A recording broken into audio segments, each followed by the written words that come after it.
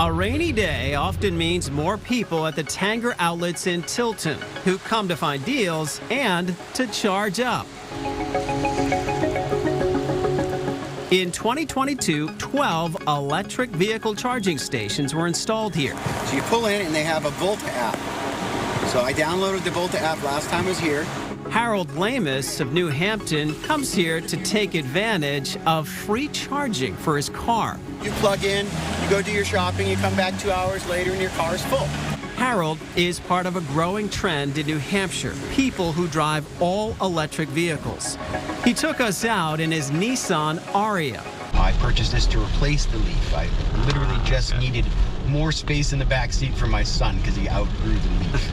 How far can you get when this is 100% charged? With this weather, say 42 degrees out, the heat's on right now, it's rated for 216 miles, probably get 216 to 225. Harold needs good mileage to make deliveries for his printing business and wanted something that was better for the environment, that didn't burn gas or use oil. Oh, does my car burn oil? Did I check my transmission fluid? Do I have radiator fluid? Do I have enough antifreeze? Is it a hot day? Do I have to worry about that? I don't have to worry about that. Can you give me some idea of how much money you save driving this thing compared to a gas car? Okay, so this costs about 25 cents on the dollar to operate and maintain compared to a gas vehicle. While EVs can be less to operate, the upfront cost can be much higher than gas vehicles. But with more options and more used cars on the market now, the price is coming down.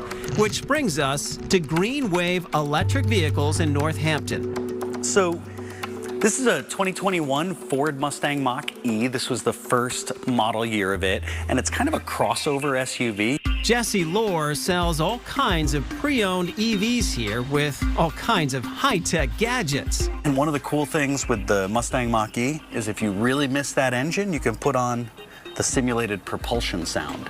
So it comes through the stereo, right? It sounds like that engine growl. Ford is just one of several major brands making EVs. I mean, Subaru, Hyundai, Kia, Toyota, Ford, Volvo, Chevrolet. Nowadays, there are full-size SUVs and trucks down to smaller cars. Some on this lot start at below $20,000.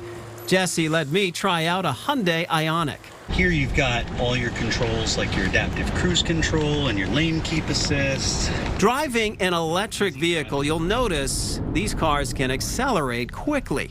Got a little pep. It's got a little pep to it. It's got a little pep. They think of them as efficient, save money on gas and save the environment, but they are more fun to drive. Another big upside, the regenerative braking, which caught me off guard. Ooh, the car slows down. Right. So that's using your electric motor to recharge your battery. And it's giving you, better range, better performance, and it's called one-pedal driving. Which brings us to EV batteries. They come in different sizes. More miles will cost you more money. Pricier options can go 400 plus miles on one charge. But these batteries do not perform well in colder weather and lose some strength over time. What the science is showing us is that, for the most part, EVs lose about 3 to 5% of their range in the first 2 years, and then about 1% of range from then on. So, the anticipated life of batteries in EVs is well over 200,000 miles. If you noticed more electric vehicles out on New Hampshire highways, you weren't imagining it. According to the New Hampshire DMV, in 2016, there were 1,283 electric or plug-in hybrid vehicles registered. So far in 2023, that number is 11,819. The trend is expected to go up.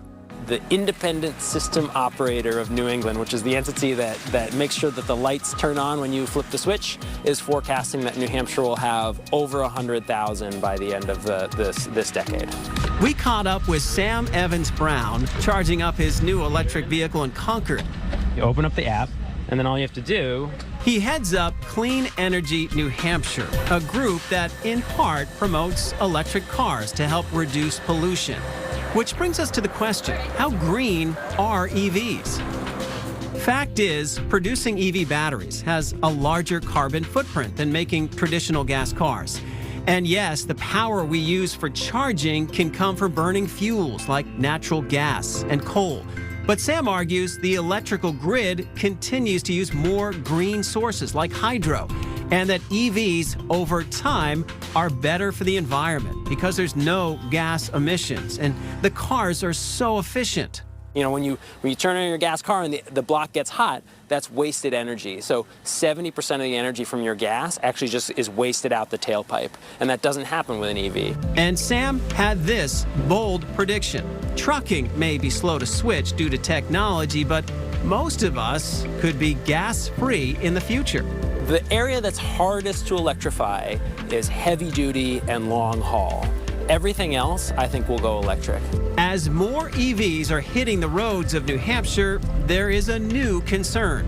I am concerned that we may be either losing some tourism traffic, or if we aren't now, we probably will be in the future as EV adoption rates go higher and higher in the places where our guests are coming from.